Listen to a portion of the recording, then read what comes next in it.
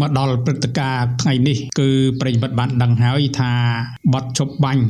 ត្រូវបានធ្វើឡើងជាលើកទី3រួចទៅហើយគឺនៅក្នុងថ្ងៃទី27ខែធ្នូឆ្នាំ2025ហើយក៏មានកិច្ចប្រជុំត្រីភាគីរវាងប្រទេស3កម្ពុជាថៃហើយនិងប្រទេសចិនដែលជាកិច្ចព្រមព្រៀងសង្កត់ពីលើកិច្ចព្រមព្រៀងដែលមានរួចស្រាប់ហើយដល់ទៅចំនួន3ដែលក្នុងនោះគឺមានទាំងកិច្ចព្រមព្រៀងសន្តិភាពរបស់សហរដ្ឋអាមេរិកកាលពីថ្ងៃទី26ខែតុលាឆ្នាំ2025ដែរយើងនិយាយឲ្យចំមែនទែនទៅគឺកិច្ចព្រមព្រៀងនេះគឺមានច្រើនស្រទាប់ណាស់គឺតាំងពីថ្ងៃ28ខែកក្កដាមានកិច្ចព្រមព្រៀងបទឈប់បាញ់មួយកាលពីថ្ងៃទី26ខែតុលាឆ្នាំ2025មានកិច្ចព្រមព្រៀងដែលផ្ដើមឡើងដោយសហរដ្ឋអាមេរិកនិងប្រធានអាស៊ានលោកអាន់វ៉ាអ៊ីប្រាហ៊ីមលោកដូណាល់ត្រាំហើយក៏មានកិច្ចព្រមព្រៀង GBC រវាងរដ្ឋមន្ត្រីការពារជាតិនៃប្រទេសទាំងពីរដែលជាកិច្ចព្រមព្រៀងទ្វេភាគីនៃបទឈប់បាញ់ដែលមានលក្ខខណ្ឌដល់ទៅ16ចំណុចផងដែរហើយមិនត្រឹមតែប៉ុណ្ណោះក៏បន្ថែមទៅលើកិច្ចព្រមព្រៀងត្រីភាគីរវាងកម្ពុជាថៃនិងប្រទេសមហាយៈចិននោះផងដែរដែលហៅថាកិច្ចព្រមព្រៀងរបស់មហាយៈចិនដែលធ្វើឡើងពីថ្ងៃ28ដល់ថ្ងៃទី29ខែធ្នូឆ្នាំ2025ហើយកិច្ចព្រមព្រៀងនេះគឺត្រូវបានគេមើលឃើញថាកំពុងតែមានប្រសិទ្ធភាពជាបណ្ដើហើយដែលក្នុងនោះនៅលទ្ធភាពជាក់ស្ដែងគឺបទឈប់បាញ់រវាងភាគីទាំងពីរនេះគឺត្រូវបានធ្វើឡើងហើយក្នុងនោះក៏មានការដោះលែងនៃកងទ័ពកម្ពុជាដែលកងទ័ពថៃបានចាប់ដោយខុសច្បាប់យកទៅឃុំនៅក្នុងនេះដែរក៏មានការលើកឡើងផងដែរថានៅពេលនេះជាពេលអ្វីដែលជាការបដូរយុទ្ធសាស្ត្ររវាងកម្ពុជាដែលត្រូវបានឈ្លានពានពីខាងកងទ័ពថៃដោយបដូរអំពីការប្រយុទ្ធគ្នាឬក៏ប្រើប្រាស់សង្គ្រាមហិង្សាដោយមានបណ្ដាប្រទេសជាច្រើននៅលើពិភពលោកក៏មានការចាប់អារម្មណ៍យ៉ាងខ្លាំងហើយក្រោយពីដែលមានបទឈប់បាញ់នេះក៏មានប្រទេសមហាអំណាចទាំងអស់គឺជាពិសេសគឺក្រុមប្រឹក្សាសន្តិសុខអង្គការសហប្រជាជាតិឬក៏ក្រុមប្រឹក្សាចិនត្រៃអង្គការសហប្រជាជាតិនេះក៏មានការចូលរួមដើម្បីអបអរសាទរផងដែរដែលក្នុងនោះគឺមានទាំងសហរដ្ឋអាមេរិកមានទាំងចិនមានទាំងប្រទេសបារាំងមានទាំងរុស្ស៊ីក៏ដូចជាប្រទេសអង់គ្លេសនេះគឺជាប្រទេសមួយដែលធ្លាប់មាននិន្នាការទៅពោះប្រទេសថៃហើយក៏កម្រនឹងមានការលូកចូលនៅក្នុងតំបន់អាស៊ានក៏ប៉ុន្តែនៅក្នុងពេលនេះក៏មានការសាទរផងដែរដែលហៅដំណើរការនេះថាជាដំណើរការមួយដែលឈានទៅរកប្រក្រតីភាពនៃតំបន់មានភាពស្ងប់សុខឡើងវិញហើយនៅក្នុងចំណោមនោះក៏យើងឃើញផងដែរថាមានបណ្ដាប្រទេសផ្សេងៗទៀតដែលជាសមាជិកក្រុមប្រឹក្សាមិនអចិន្ត្រៃយ៍របស់អង្គការសហប្រជាជាតិក៏មានការសាទរជាច្រើនផងដែរនៅក្នុងចំណុចនេះថាតើវាគឺជាចំណុចល្អសម្រាប់ភាគីណាមួយមែនទែនទៅមានអ្នកខ្លះលើកឡើងថាមានតែការគាំទ្រមានតែការធ្វើកិច្ចព្រមព្រៀងមានតែការឲ្យមានការឈប់បាញ់ក៏ប៉ុន្តែបើនិយាយអំពីទឹកដីគឺត្រូវបានភាគីនៃកងទ័ពរបស់ប្រទេសថៃគឺបានឈរជើងច្រើនជាងអ្វីដែលមាននៅសង្គ្រាមឬក៏មាននៅបទឈប់បាញ់ទៅទៀតអញ្ចឹងថាតើកម្ពុជាយើងអាចប៉ះពាល់ទៅដល់អ្វីនៃការបាត់បង់ទឹកដីដែលភាគីនៃប្រទេសថៃឬក៏កងទ័ពរបស់ថៃកំពុងតែឈរជើងនៅលើទឹកដីកម្ពុជាមួយចំនួននោះដែរឬក៏យ៉ាងណាអ្នកខ្លះក៏ឲ្យតម្លៃថាបើសិនជាមិនមានសង្គ្រាមទេគឺកម្ពុជារក្សាបាននៅទឹកដីឈរជើងនេះគឺមានវិសាលភាពធំជាងនេះតែអ្នកខ្លះលើកថាទោះបីជាមានការឈរជើងនៃកងទ័ពរបស់ប្រទេសទាំងពីរនៅត្រង់ណាក៏ដោយគឺមិនសំខាន់ទេពីព្រោះថាខាងរាជរដ្ឋាភិបាលកម្ពុជាក៏ដូចជាគណៈកម្មាធិការ JBC របស់កម្ពុជាក៏បានប្រកាសជាផ្លូវការរួចទៅហើយថាមិនមែនយកការឈរជើងនេះជាការកំណត់ព្រំដែនឬក៏ជាកម្មសិទ្ធិនៃកំណត់អំពីសិទ្ធិជាម្ចាស់ដោយសារតែការឈរជើងរបស់កងទ័ពនៃភាគីនីមួយៗនោះទេគឺយកទៅតាមអ្វីដែលជាសិទ្ធិសញ្ញាដែលមានស្រាប់មានការដោះស្រាយជាមួយគ្នាចុះហត្ថលេខាជាមួយគ្នាដូចជាសិទ្ធិសញ្ញាស្ដីអំពីបញ្ហាព្រំដែនរវាងបារាំងសៀមពី1904 1907 និងផែនទីឧបសម្ព័ន្ធមួយដែលមានຂະຫນາດផែនទី1លើ200,000នោះគឺជាអ្វីដែលយើងហៅថាជាគោលការណ៍គ្រឹះនៅក្នុងការដោះស្រាយកំណត់អំពីបញ្ហាព្រំដែនដោយកំណត់ព្រមព្រៀងទៅលើយន្តការដែលបានព្រមព្រៀងគ្នារួចទៅហើយគឺ MOU 2000-2001 រួមទាំងកិច្ចព្រមព្រៀង JBC និងកិច្ចព្រមព្រៀងដទៃទៀតដែលមាននោះគឺជាការកំណត់អំពីបញ្ហាបច្ចេកទេសទៅលើព្រំដែនមានបងប្អូនយើងខ្លះថាតើបើយើងគ្រាន់តែចរចាគ្នាដើម្បីដោះស្រាយអំពីបញ្ហាព្រំដែននេះទាំងមានកិច្ចព្រមព្រៀងតាំងពីឆ្នាំ1904រហូតមកដល់ពេលនេះ2026ហើយតើសញ្ញេប្រមាណតោនទៀតទើបកងទ័ពរបស់ថៃសុកចិត្តយល់ព្រមឬក៏បានបោះបង់ឬក៏សញ្ញេទៅលើกระดาษខ្មែរបានតែប្លង់នៅលើกระดาษក៏ប៉ុន្តែដីបានទៅលើថៃនោះគឺជារឿងមួយកំពុងតែធ្វើឲ្យបងប្អូនមួយចំនួនកំពុងតែដាក់នៅការសង្ស័យឬក៏ហាក់ដូចជាផ្ដល់នៅក្តីសង្ឃឹមមិនសូវជាច្បាស់លាស់រឿងនេះក៏ធ្វើឲ្យអ្នកនយោបាយឬក៏ក្រុមប្រឆាំងមួយចំនួនក៏បានទាញយកបញ្ហានេះដើម្បីដាក់សម្ពាធទៅលើរាជរដ្ឋាភិបាលកម្ពុជាផងដែរបើយើងពិនិត្យឲ្យស៊ីជម្រៅគឺមិនដូច្នោះនោះទេយើងត្រូវតែហ៊ាននិយាយទទួលស្គាល់ការពិតមានន័យថាជាការដោះស្រាយចំបញ្ហាដើម្បីជៀសវាងផលប្រយោជន៍បុគ្គលណាមួយគឺត្រូវទទួលខុសត្រូវរួមគ្នាចំពោះប្រជាជាតិកម្ពុជាអ្វីទៅដែលហៅថាជាការពិតមានន័យថាការប្រទាញបន្ទង់គ្នាដោយប្រដាប់អាវុធនិងការបង្កសង្គ្រាមគ្នាអស់រយៈពេល2លើករួចមកហើយនេះគឺមានន័យថាសុទ្ធតែប្រើប្រាស់នៅសមត្ថភាពកងទ័ពស្ទើរតែអស់ពីកម្លាំងកាយកម្លាំងចិត្តរៀងខ្លួនរួចទៅហើយបាត់បង់ជីវិតរបួសព្រមទាំងក៏នៅវិនាសកម្មទាំងសងខាងមិនមែនតែមួយខាងទេពីព្រោះថាកំភ្លើងតែបាញ់ទៅព្រោះមកវាតែងតែប៉ះគ្នាស្លាប់ហើយនឹងបង្កនៅវិនាសកម្មរៀងខ្លួនហើយគោលដៅនោះថាតើដើម្បីអ្វីសង្គ្រាមមួយនេះដើម្បីកាន់កាប់យកឈ្នះហើយទទួលយកកម្មសិទ្ធិស្របច្បាប់ឬក៏យ៉ាងម៉េចនៅលើភពផែនដីយើងនេះជាពិសេសប្រទេសនៅលើពិភពលោកដែលមានបង្កើតឡើងដោយច្បាប់អន្តរជាតិអង្គការសហប្រជាជាតិនិងសណ្ដាប់ធ្នាប់ពិភពលោកគេលែងប្រើនៅច្បាប់កុលសម្ព័ន្ធព្រៃរបៀបបុរាណទៀតហើយមានន័យថាទឹកដីនៃប្រទេសនីមួយគឺមានប្លង់រឹងរៀងខ្លួនក៏ប៉ុន្តែទោះបីជាគ្មានប្លង់រឹងក៏គេមាននៅស្លាកស្នាមប្រវត្តិសាស្ត្រស្លាកស្នាមភូមិសាស្ត្រមាននៅស្លាកស្នាមនៃអង្គហេតុផ្សេងទៀតដែលគេអាចជជែកដោះស្រាយគ្នាយកទៅធ្វើមូលដ្ឋានច្បាប់គេមិនអាចយកកាភ្លើងដើម្បីវាយយកទឹកដីគ្នាទៅវិញទៅមកបាននោះទេប៉ុន្តែហើយថារឿងនេះតាំងពីដំបូងមុនកើតសង្គ្រាមមកម្លេះកម្ពុជាប្រជាជនកម្ពុជាយើងគួរតែឆ្វេងយល់ឬក៏ងាកទៅខាងក្រោយមួយសារទៀតតើកម្ពុជាយើងចង់បានអីកម្ពុជាយើងចង់បានសន្តិភាពការដោះស្រាយតាមផ្លូវច្បាប់ដោយមិនប្រើប្រាស់នៅសង្គ្រាមមិនប្រើប្រាស់នៅអំពើហិង្សាដើម្បីយកទឹកដីរវាងប្រទេសជិតខាងនោះទេគឺមានតែភាគីនៃប្រទេសថៃតែប៉ុណ្ណោះដែលបានប្រកាសជាសាធារណៈទាំងនាយករដ្ឋមន្ត្រីទាំងកងទ័ពនិងក្រុមជ្រុលនិយមមួយចំនួនតូចរបស់ភាគីថៃនោះគឺចង់ប្រើប្រាស់កម្លាំងដើម្បីយកទឹកដីដោយមិនចង់ដោះស្រាយដោយសន្តិវិធីមិនចង់ចូលទៅក្នុងតុលាការដើម្បីឲ្យរកខុសរកត្រូវទៅតាមច្បាប់ទៅតាមទម្លាប់ដែលមានរួចមកហើយនោះទេចឹងហើយប្រិយមិត្តបានមើលឃើញថាតើនៅក្នុងសង្គ្រាមពីរលើកកន្លងមកនេះការចាញ់ប្រៀបការឈ្នះប្រៀបវាគឺជារឿងធម្មតានៃសង្គ្រាមក៏ដូចជាកីឡាប្រដាល់នោះដែរมันអាចសន្មត់នៅក្នុងការបញ្ចប់សង្គ្រាមឬបញ្ចប់នៃវិវាទនៃទំនាស់ដីធ្លីនោះបាននោះទេលើកលែងតែមានការយល់ព្រមឯកភាពទាំងសងខាងតាមផ្លូវច្បាប់ទៅតាមសិទ្ធិសញ្ញាទៅតាមកិច្ចព្រមព្រៀងត្រឹមត្រូវទើបអាចចាត់ទុកថាជាទឹកដីដែលប្រកបទៅដោយភាពស្របច្បាប់រៀងខ្លួនដូច្នេះហើយកន្លងមកយើងហ៊ានទទួលស្គាល់ថាកម្ពុជាយើងនេះបានធ្លាក់ចូលទៅក្នុងអន្ទាក់របស់ខាងកងទ័ពនិងក្រុមជ្រុលនិយមរបស់ប្រទេសថៃមានន័យថាពួកគេបានទាញបន្ទង់ឬក៏ញុះញង់នឹងការបង្កនៅបញ្ហា ដើម្បីឲ្យភាគីកម្ពុជាធ្លាក់ចូលទៅក្នុងសង្គ្រាមមួយដើម្បីឲ្យភាគី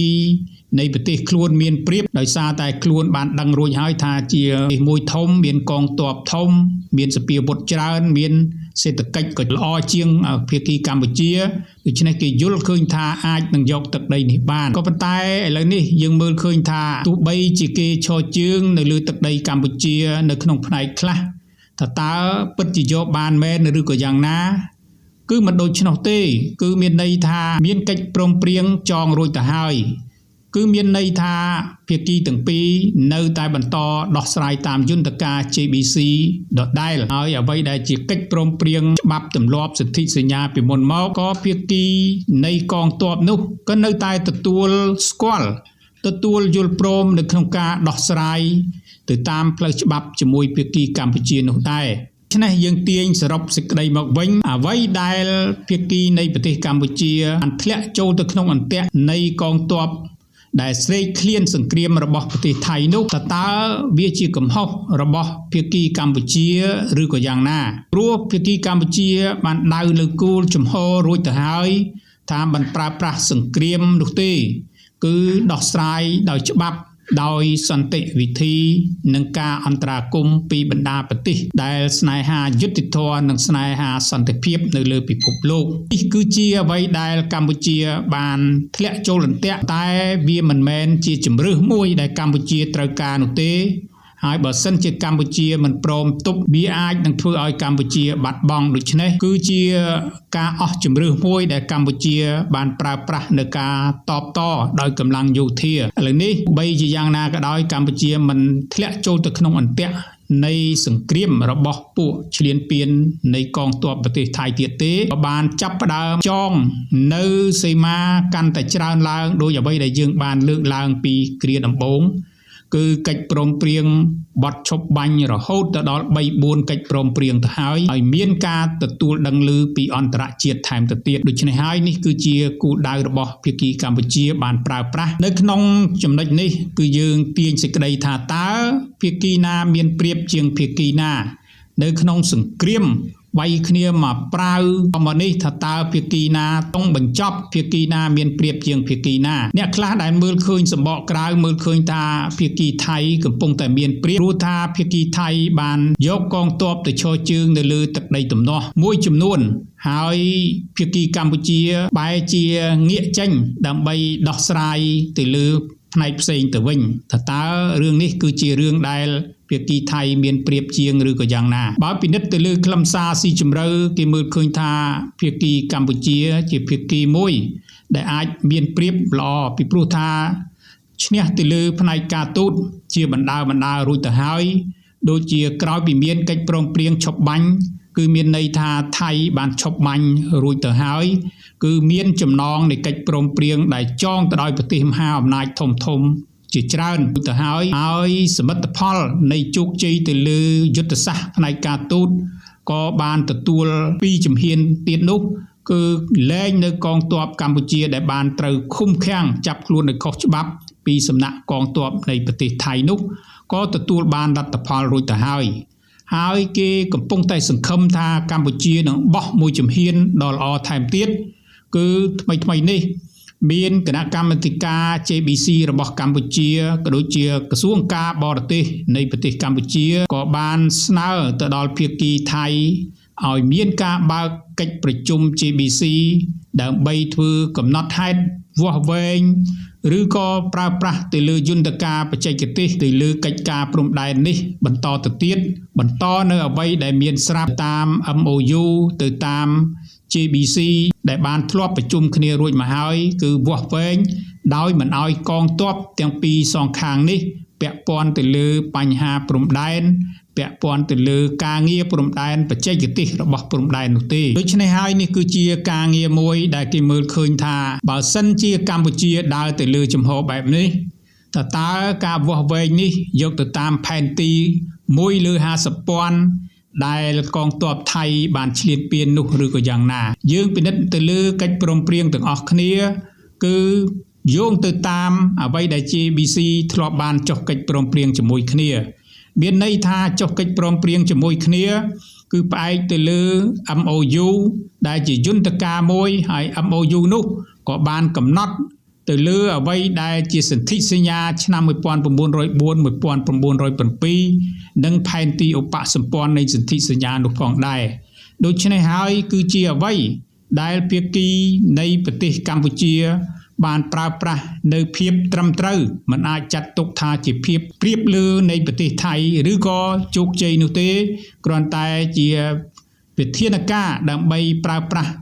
រកនៅយុទ្ធធម៌អ្វីដែលខ្លួនបានមានស្រាប់រួចតែប៉ុណ្ណោះគឺជាអ្វីដែលកម្ពុជាគេមើលឃើញថាប្រើប្រាស់នៅយុទ្ធសាស្ត្រត្រជាក់សន្តិវិធីក៏ប៉ុន្តែមានភាពស៊ីជម្រៅស្របទៅតាមច្បាប់ដែលទទួលស្គាល់ជាលក្ខណៈអន្តរជាតិហើយគេជឿជាក់ថាតើបើសិនជាមានការដោះស្រាយបញ្ហានេះដំណើរឆ្ពោះទៅមុខគេជឿជាក់ថាមិនបាច់មានតុលាការ ICJ ក៏បាននោះដែរហេតុអីបាននិយាយបែបនេះពីព្រោះថាបើសិនជាថៃធ្វើការដោះស្រាយទៅតាមអ្វីដែលជាសន្ធិសញ្ញាអ្វីដែលជាផែនទីដែលមានហើយគឺមានន័យថាជាភាពត្រឹមត្រូវទាំងអស់គ្នាពីព្រោះថាសន្ធិសញ្ញាទាំងនោះក៏ជាសន្ធិសញ្ញាដែលមានការសញ្ញេពីថ្នាក់ដឹកនាំអតីតនៃថ្នាក់ដឹកនាំរបស់ប្រទេសថៃដែលធ្លាប់បានធ្វើជាមួយនឹងអាណាព្យាបាលរបស់ប្រទេសបារាំងនោះផងដែរដូច្នេះគ្មានអ្វីដែលជាការខុសឆ្គងគ្មានអ្វីដែលប្រៀបលើប្រៀបក្រោមនោះទេវាគឺជាជ័យជំនះប្រកបទៅដោយយុត្តិធម៌ទាំងអស់គ្នានៅក្នុងនាមជាប្រទេសភូមិផងរបងជាមួយគ្នាមិនចង់បានទ្រព្យសម្បត្តិទឹកដីផងគ្នានោះទេនេះគឺជាអ្វីដែលភាគីកម្ពុជាកំពុងតែដើរទៅលើផ្លូវនេះក៏ប៉ុន្តែសំណួរខ្លះបានចោទសួរថាបើសិនជាប្រទេសថៃកិច្ចកុកមិនព្រមធ្វើការដោះស្រាយទៅតាមការចរចា JBC ដែលមានស្រាប់ហើយក៏មានការកំណត់នៅក្នុងកិច្ចព្រមព្រៀងជាមួយគ្នានោះទេតើអ្វីវានឹងកើតឡើងវាគឺជារឿងមួយដែលគេមើលឃើញថាបើសិនជាថៃមិនព្រមធ្វើការដោះស្រាយទៅតាម JBC ទេមានន័យថាថៃបានរំលោភទៅលើកិច្ចព្រមព្រៀងដែលមានអន្តរជាតិទទួលស្គាល់ទៅលើកិច្ចព្រមព្រៀង3-4នោះដែលមហាអំណាចទាំងអស់គេបានដឹងរួចទៅហើយអញ្ចឹងតើបើសិនជាមិនចូលដោះស្រាយគឺធ្វើយ៉ាងដូចម្ដេចហើយម្យ៉ាងទៀតបើសិនជារដ្ឋាភិបាលថ្មីរបស់ថៃពេលកើតឡើងគេនឹងធ្វើការលុបចោលនៅ MOU ឬក៏កិច្ចព្រមព្រៀងចាស់ៗនោះតើទៅរួចដែរឬទេអស់នេះគឺជាចំណោទដែលភាគីថៃបានសាកល្បងរួចទៅហើយក៏ប៉ុន្តែមិនអាចហ៊ានលុបចោលនោះទេពីព្រោះថាកិច្ចព្រមព្រៀងទាំងបទឈប់បាញ់ទាំង JBC អនុសារណៈនៃការយោគយល់គឺសុទ្ធតែជាស្ថិតនៅក្នុងក្របខ័ណ្ឌនៃរដ្ឋាភិបាលស្របច្បាប់របស់ប្រទេសថៃបានសញ្ញេជាមួយនឹងភាគីកម្ពុជារួមជាមួយនឹងសាក្សីនៃប្រទេសមហាអំណាចធំនៃពិភពលោកនោះផងដែរដូច្នេះហើយចំណុចនេះគេជឿជាក់ថាឥឡូវនេះថៃមិនអាចគេចចេញអំពីផ្លូវច្បាប់ណាមួយបានទេទាំងកិច្ចព្រមព្រៀងទាំងសន្ធិសញ្ញាទាំង MOU ទាំង JBC គឺមិនអាចគេចចេញបាននោះទេហើយបើសិនជាភាគីថៃចង់គេចចេញកម្ពុជាក៏នៅមានសិលឹកបៀដ៏ល្អមួយទៀតគឺត្រូវតែធ្វើការបន្តទៅលើការប្តឹងទៅលើតុលាការយុត្តិធម៌អន្តរជាតិ ICJ ដែលបន្តឡើងនៅក្នុងអ្វីដែលភាគីកម្ពុជាធ្លាប់បានធ្វើទទួលបានជ័យជំនះរួចទៅហើយបើសិនជាទទួលបានជ័យជំនះក៏ប៉ុន្តែការអនុវត្តសាលក្រមភាគីថៃមិនព្រមប្រគល់ទឹកដីឲ្យភាគីកម្ពុជាតើត្រូវធ្វើយ៉ាងដូចម្ដេចទាំងអស់នេះក៏សុទ្ធតែជាបទពិសោធន៍មួយដែលភាគីកម្ពុជាធ្លាប់ឆ្លងកាត់នៅក្នុងឆ្នាំ1962-63រួចទៅហើយគឺនៅពេលដែលការកាត់ក្តីប្រាសាទព្រះវិហារតុលាការ ICJ បានប្រគល់នៅកម្មសិទ្ធិស្របច្បាប់ឲ្យមកភាគីកម្ពុជាភាគីថៃក៏ធ្លាប់បានដាក់កងទ័ពប្រដាប់អាវុធនៅលើប្រាសាទរួមទាំងទង់ជាតិរបស់ខ្លួននោះផងដែរក៏ប៉ុន្តែដោយសារតែការដាក់នៅសម្ពាធគៀបសង្កត់ចំពោះភាគីថៃពីក្រមប្រឹក្សាសន្តិសុខអង្គការសហប្រជាជាតិក៏ធ្វើឲ្យថៃយល់ព្រមដកនៅកម្លាំងកងទ័ពរបស់ខ្លួនទម្លាក់ចោលនៅទង់ជាតិដែលបានបង្ហូតនៅលើប្រាសាទព្រះវិហារកាលពីឆ្នាំ1962នោះចេញដោយក្តីអាម៉ាស់ហើយឥឡូវនេះ បើសិនជាភាគីនៃប្រទេសថៃមិនព្រមចាក់ចេញពីទឹកដីដែលខ្លួនបំពេញបានកណ្ដែងខ្លះៗនៅក្នុងពេលថ្មីៗនេះន័យថាកម្ពុជាក៏នៅមានសិទ្ធិនៅក្នុងការដឹងទៅដល់ក្រុមប្រឹក្សាអង្គការសហប្រជាជាតិដែលក្នុងនោះគឺមានបណ្ដាប្រទេសជាច្រើនបានគាំទ្រកម្ពុជារួចទៅហើយដូចជាភាគីនៃប្រទេសចិនប្រទេសបារាំងប្រទេសអាមេរិកហើយក្នុងនោះក៏មានប្រទេសអង់គ្លេសមួយផងដែរទោះបីជាប្រទេសអង់គ្លេសស្ថិតនៅក្នុងភាពដាលអព្យាក្រឹតយ៉ាងណាក៏ដោយគេជឿជាក់ថាយុត្តិធម៌នេះនឹងអាចនឹងកើតមានហើយបើសិនជាបញ្ហានេះកាន់តែបន្តនៅស្ថានភាពតានតឹងគេជឿជាក់ថានៅលើពិភពលោកនេះនឹងធ្វើឲ្យបណ្ដាប្រទេសផ្សេងៗដទៃទៀតដូចជាប្រទេសតូចៗអាចនឹងរងគ្រោះបើសិនជាមិនមានយុត្តិធម៌ពីក្រមប្រឹក្សាសន្តិសុខអង្គការសហប្រជាជាតិនោះទេក៏ប៉ុន្តែយ៉ាងណាក៏ដោយគេជឿជាក់ថាដើម្បីនៅការការពារសន្តិភាពពិភពលោកគឺគេជឿជាក់ថាប្រទេសអង់គ្លេសក៏អាចនឹងធ្វើការសម្រេចចិត្តដូចជាប្រទេស4នៃក្រមប្រឹក្សាសន្តិសុខអង្គការសហប្រជាជាតិដើម្បីដាក់សម្ពាធឬក៏យ៉ាងហោចណាស់ប្រទេសមហាអំណាចធំៗនេះនឹងធ្វើការដាក់សម្ពាធទៅលើប្រទេសថៃដោយធ្វើឲ្យប្រទេសថៃខូចឈ្មោះជាប្រទេសមិនគោរពច្បាប់អង្គការសហប្រជាជាតិធ្វើឲ្យប្រទេសថៃប៉ះពាល់ទៅដល់សេដ្ឋកិច្ចពាណិជ្ជកម្មនិងផ្នែកការទូតជាច្រើនទៀតផងដែរនេះគឺជាចំណុចមួយក៏ប៉ុន្តែក៏នៅមានចំណុចខ្លះក៏មានការចោទសួរបន្ថែមថាចុះរឿងសំណងចុះរឿងដែលក្រុមអ្នកដែលដឹកនាំធ្វើសង្គ្រាមរំលោភឈ្លានពានកម្ពុជាតើត្រូវប្តឹងទៅក្នុងអង្គការតុលាការ ICC ដែរឬក៏ទេឬក៏កិច្ចព្រមព្រៀងមួយធ្វើរួចទៅហើយអាចមិនមានសិទ្ធិនៅក្នុងការប្តឹងតុលាការព្រហ្មទណ្ឌអន្តរជាតិ ICC នៅក្នុងចំណុចនេះគេជឿជាក់ថារឿងកិច្ចព្រមព្រៀងគ្រាន់តែជានិន្នាការនយោបាយបើទោះបីក្រៅផ្លូវការក្នុងផ្លូវការក៏ដោយក៏វាមិនពាក់ព័ន្ធទៅលើផ្លូវច្បាប់និងបច្ចេកទេសទៅលើផ្លូវច្បាប់នោះទេមានន័យថាបទព្រហ្មទណ្ឌ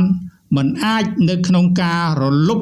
ឬក៏បាត់នៅអំណាចនៃផ្នែកព្រហ្មទណ្ឌបាននោះទេដូច្នេះគេជឿជាក់ថាកម្ពុជានឹងអាចនៅបន្តការប្តឹងចំពោះបុគ្គលនិងអ្នកដែលនៅពីក្រោយដែលធ្វើឲ្យមានរងនៅសោកនាដកម្មការរំលោភឈ្លានពានលើទឹកដីកម្ពុជាអាចនឹងប្រើប្រាស់តុលាការព្រហ្មទណ្ឌអន្តរជាតិ ICC បានដូច្នេះហើយរឿងនេះទោះបីជា